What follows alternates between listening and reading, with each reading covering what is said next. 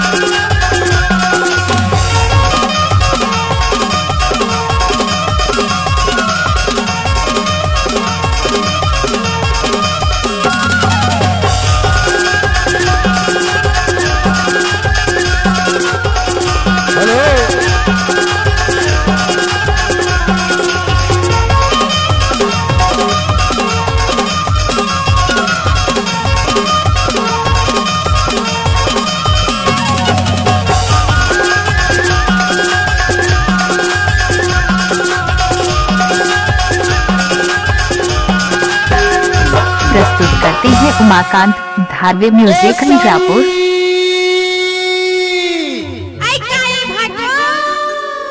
बाहरे सारी तुर बोली शायद ही सारी के बोली ऐसे लगी बोला गोली से कैसे लगी तुर बोल लहू सुआ पखी सारी सुन लो मोर सारी आई बहु कुआरा कथरे तय हवस कुआरी जाता भाई ये दमेरी बाजार के साड़ी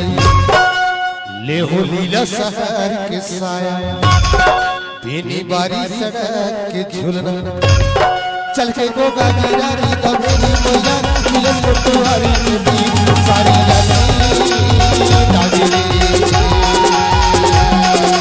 ये मोर जाऊं भागनी चारों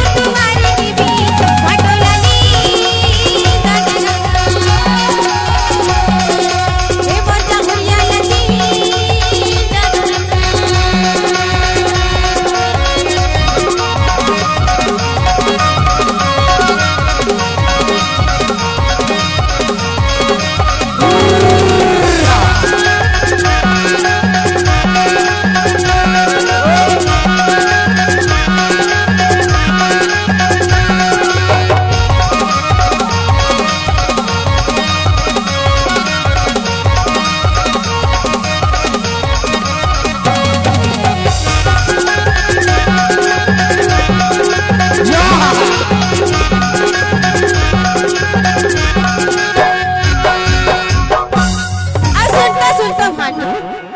तोर मोरी माया बहुत मधु तोर मोरी माया बहुत मधु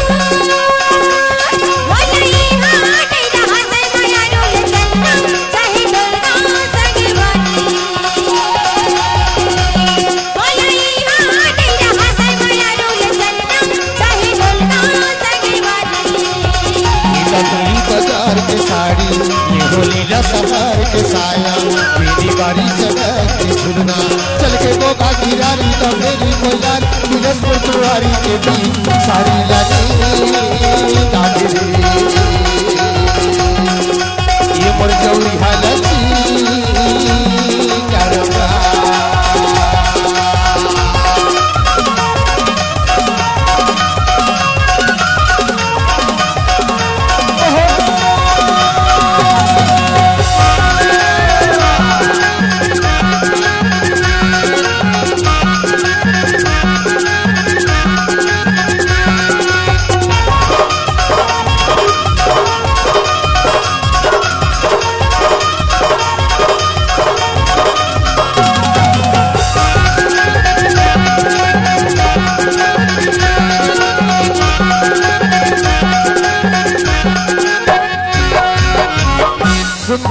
तय कहे कि गेहूं की रोटी में घी ले ले हाँ हाँ सच बात ना कही जी हाँ जी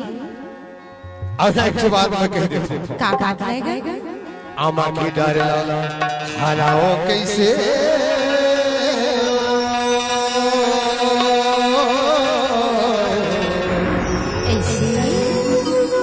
तय तो तुरी हम रैथस रे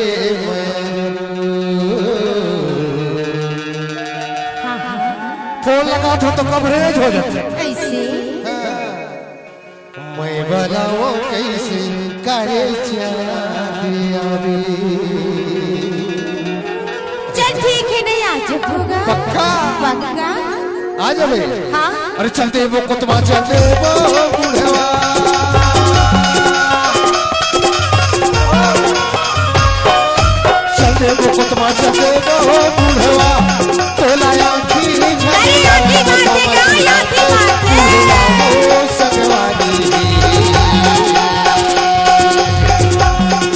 उमाकांत धार्मिक म्यूजिक आपका हार्दिक स्वागत करता है।